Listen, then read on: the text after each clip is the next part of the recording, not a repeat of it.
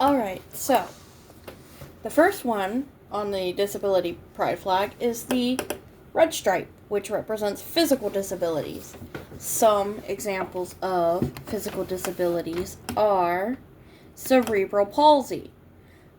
This disability is resulting from injury to the developing brain during pregnancy, birth, or shortly after. Illnesses during pregnancy, premature birth, they can cause this. Another physical disability is stroke. It's a physical disability resulting from bleeding in the brain or interruption of the central nervous system's blood supply. This one is, of course, acquired. It can happen at any point in anybody's life. Spina bifida is a physical disability which occurs during pregnancy where there's incomplete closure of the bony encasement of the spinal cord, which leaves the spinal nerves exposed. It causes paralysis to the lower part of the body, but this depends on the extent of it and the level. A person with spina bifida can experience weakness, sensory loss, or both. So there is this one. Unfortunately, there is no known cause or no cure, so it's a lifelong disability. Arthritis. This one counts as an invisible one as well. Arthritis is a physical disability that causes inflammation and pain in joints and bones. The disability comes in different forms and affects both children and adults. It can, it depends on the individual, but there are some types where you are able to see it on the skin where they're affected by the arthritis. But some types are just completely invisible and you don't know. Spinal cord injuries, they are a physical disability. Accidents are the major cause of them. Other factors like degenerative spine conditions, cancer, and arthritis can also cause spinal cord injuries. Epilepsy. This one is a physical disability as well as an invisible one, because if a person is not having an epileptic episode, you will not know they have it. It is a neurological condition where an individual tends to have reoccurring unprovoked seizures. These seizures tend to cause a change of behavior, sensations, or lead to a loss of consciousness. It is noted that the severity and nature of the episodes vary from one individual to another. So whereas one person with epilepsy may have a short, small seizure and then they're fine, someone else may have a very dangerous, extreme seizure where they need to be hospitalized because of it. Another one is muscular dystrophy. It occurs when the muscles responsible for controlling movement become weak. This physical disability has different variations and each has a different cause.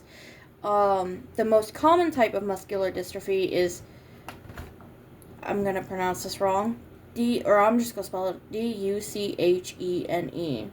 I'm not sure how to say that. It's a progressive disability. It mainly occurs in boys and can get worse with time. So those are just a few. I'm going to find a few more.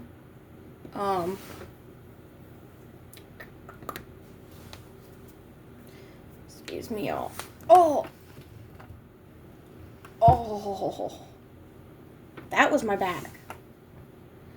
I apologize, y'all. I had to pop my back. My back is stuck right now. Kind of like, I feel like a shrimp. I'm like trying to sit straight, but I'm like shrimped. I find that funny for me. Okay. Back to the important topic here. Amputation and limb differences are also a physical disability. Amputations can be congenital or result from accidents, infections, or medical conditions such as diabetes. Fun fact, my cat Charlie is a partial amputee. He had part of his tail removed due to an infection last year that would not heal, so he is a partial amputee. So Charlie Barley is on the disability pride flag. He is an amputee, which is interesting, and I thought that would be a fun fact for you all to know. Multiple sclerosis is another physical disability. It's an autoimmune disease that damages the protective covering of nerves, affecting communication between the brain and body. A lot of people that have this suffer from muscle weakness and spasms, difficulty walking, numbness or tingling, fatigue, and blurred vision or eye pain. It can come and go or progressively worsen. Musculoskeletal disorders. Good goodness.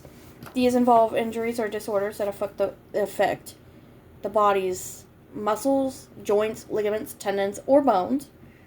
The people that suffer from these have difficulty performing physical tasks. Examples of this are scoliosis, back pain and injuries, osteoporosis and arthritis, chronic fatigue and energy-limiting conditions like fibromyalgia, which is a invisible disability because you cannot physically see the person suffering from it, but you can't see something that would be like, oh, yeah, you have a disability. They look completely fine, while on the inside they are completely suffering. So that one does not really count as a physical disability. Let's see.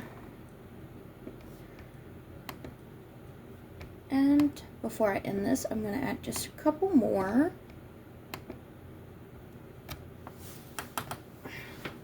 Damn it, my hand is stuck. Okay, hold on. Oh, there we go. That felt better.